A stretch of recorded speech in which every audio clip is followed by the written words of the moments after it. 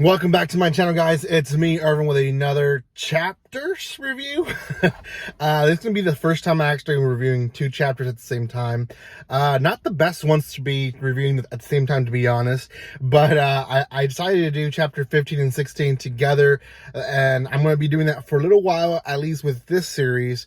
That way I can catch up a lot faster to the current chapters. And I know some of you guys will be pleased for me to be almost at the current point. So I try my best to do these. I do have other series that I'm releasing, so that's why I'm trying my best to catch up on this series. I know a lot of people do like this series as well as I do, so I decided to do this. Now, chapter 15 and 16, like I said, are kind of different because 15 is kind of concluding, 16 is kind of starting a new thing. But we'll talk about both of them today. If you haven't done so by now, though, please subscribe to my channel. I have quite a bit of manga reviews for you guys.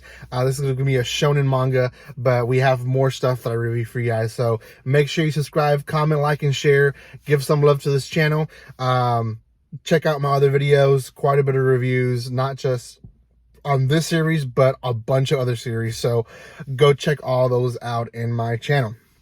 Okay, the Elusive Samurai, we kind of get this conclusion of, or this reminder of the history of what this story is based off at the beginning of chapter 15. And that's Tokiyoki becoming this leader. And they say we don't know much about his life in general. All we know that he was very elusive. He was very good at evading stuff. And then we go into, in chapter 15, the detail of the main guy who betrayed him. And I can't for my life remember his name, but the main dude that betrayed the entire family of the Hojo clan. Essentially, we see a little bit of his story of him becoming well liked. First, he was a soldier that basically he had soldiers under him, and then he defied one of the princes, not princesses, one of the prince that was part of the family, and he basically went in a fight with him, and the prince notices at the end of the fight that people like this warrior, and he doesn't know why they do, but people seem to, come to his aid, come to his side, and he starts seeing this kind of demonic side of him, of how people are controlled by his charisma. Now, I like this because it hits kind of a truthful point of people nowadays, and this is something that has happened in the past, like we see in this series, but today we see that too. There's people that are like that, they have this sweet side that people just enjoy and love of them. But at the end, they're still manipulating them, or there's still a darker side of them that they haven't seen. Now, we've seen the darker side of this guy. He betrayed the entire family, slaughtered them all, for the exception of Tokiyoki, which he doesn't know, and essentially took the throne for himself. And most people under him were okay with it. So we kind of get this whole story of how he became the person that he is, the manipulator that he is. And then we kind of see Sadamune essentially preparing for war. And Sadamune is taking under his wing this warrior who we don't know much about him. I don't think they even gave us his name, but Sadamune essentially gets this warrior under his wing, and he's also a thief, and everyone's kind of like, are you sure you should take him under your wing? We shouldn't take thieves.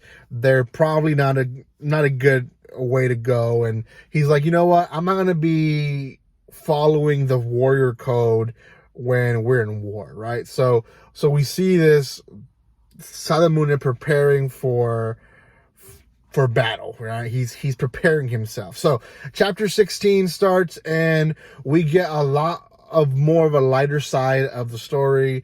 A few months have passed.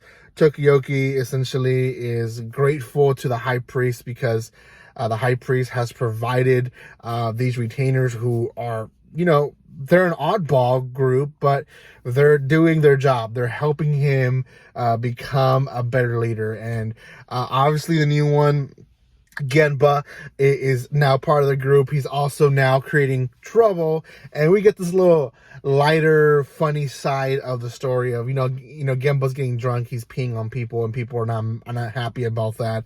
So you get this comedy there. Well, it ends up being months pass again, and they are now in winter, and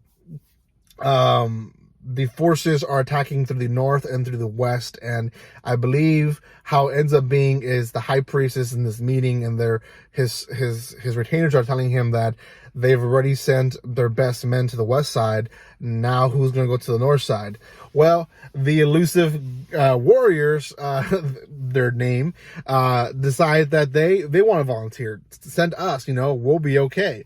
Now, while this is all happening, the high priest is actually freaking out, mainly because he can't see the future. Now, if you forgot what his ability was that he saw the future. And we figured out, or we find out in this chapter, that he actually has days or seasons in the year that sometimes he can't see the future. So he doesn't want to let them go because he doesn't know if they're going to be safe or not.